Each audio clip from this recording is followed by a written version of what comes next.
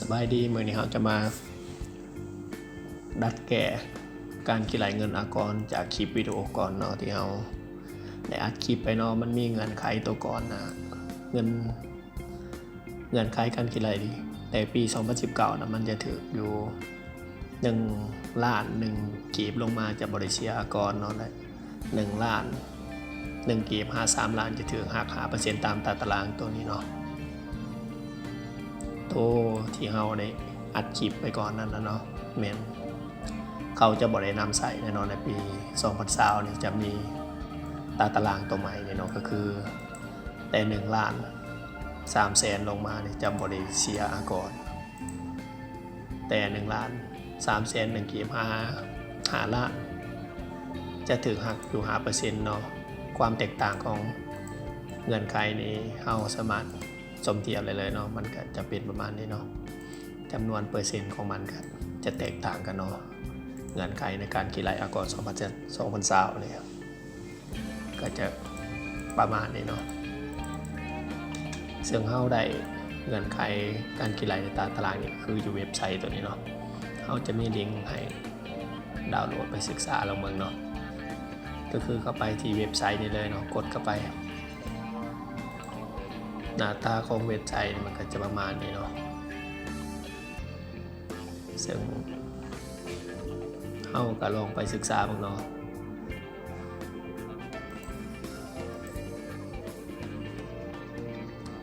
กฎหมายว่าโดยอากรกำไรฉบับเลขที่67ลงวันที่18มิถุนายน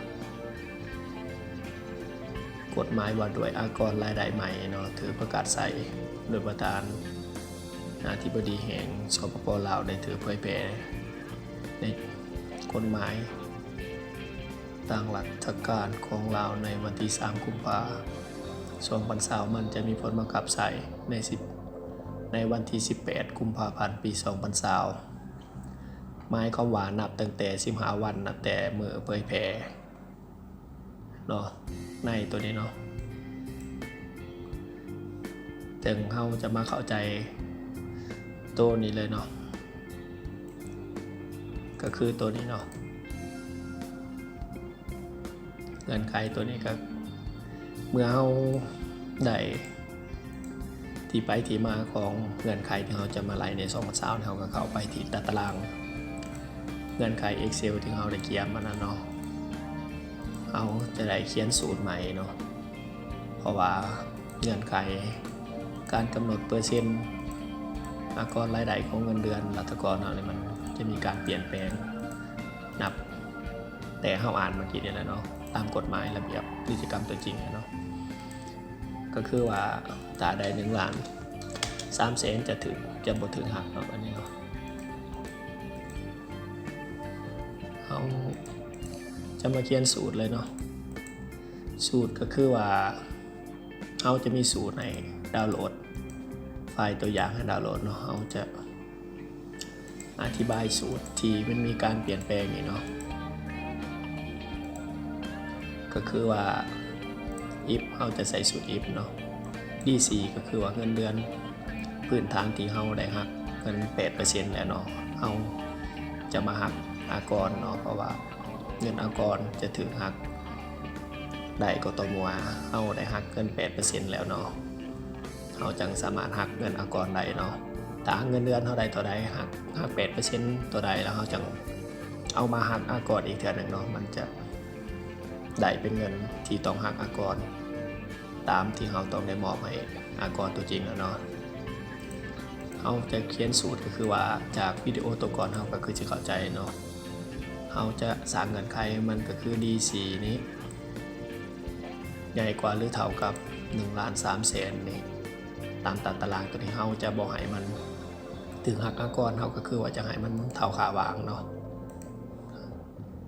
แล้วเฮาจะมาเช็คเงื่อนไขตัวที่2นี้ D4 ก็คือเงินเดือนพื้นฐานที่เฮานี่มันใหญ่หรือเท่ากับ5 ล้านนี่จะให้มันเท่ากับเงินเดือนที่เฮาจะนำมาหักอากรนี่ก็คือตัวนี้เนาะมาลบกับ1 ล้าน3แสนนี่1 ล้าน3แสนได้มาจะใส่ก็คือได้มาแต่พื้นฐานกี่ไหลนี่เนาะ มันจะออก1,300,000ก็คือเงินของขันที่ทำบิดนี่เนาะมาคูณให้ 5% มันก็จะเท่าอยู่กับ 0.05 นี่เนาะเมื่อได้เงินไขตัวที่2แล้วเราก็จะมาเช็คเงินไขตัวที่3เนาะก็คือน้อยกว่า15นี้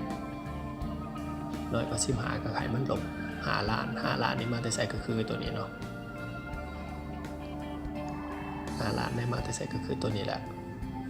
ตัว1,300,001กีบ5 ล้านเราจะเอาเข้าขันของเงินแต่ละขันนะเนาะขันตัวที่2ก็จะมาลบให้ขันตัวที่1ขันตัวที่3ก็จะมาลดให้ขันตัวที่2หลังจากได้นะมาให้มันคูณกับ 10% ก็เท่ากับ 0.1 แล้วมาบวกให้ขันตัวที่2เนี่ยเรามาถืออยู่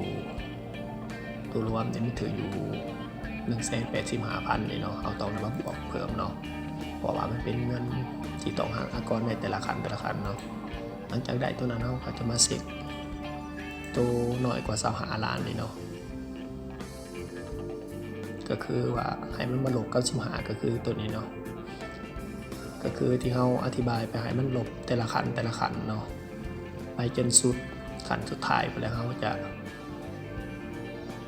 หลังจากได้นะครับมาคูณ 0.15% แล้วก็จะมาบวกให้ขันของตัวที่2นี่เราถืออยู่ 1,185,000 เนาะเขาจะเสกเงื่อนไขมันไปเรื่อยๆเนาะจนฮอด60ขึ้นไปเนี่ยเนาะจากมันมาบวกกับ 10,685,000 เนาะเขาจะมีไฟล์ตัวอย่างให้ดาวน์โหลดไปศึกษาเนาะตัวนี้แม่เราจะนำใส่ตั้งแต่วันที่18 เดือน 2 ปี 2020 เนาะเงินไขการกินไหลอากรรายได้เงินเดือนพนักงานรัฐเนาะนี่เราจะมาอัปเดตจากวิดีโอตัวก่อนที่เราได้เห็นไปนะแม่นเอากี่ไหลในปี 2019 เนาะตัวนี้แม่นตามระเบียบกฎหมายที่ในกำหนดมามีการเปลี่ยนแปลงในปี 2003 นี่เนาะเป็นอย่างไรการอธิบายตำหนิตีชมตามบทถือบทตองยังกะขอโทษขออภัยมาในคลิปวิดีโอนี้เนาะถ้าถูกใจหรือหมักอย่างใดอยากให้เฮา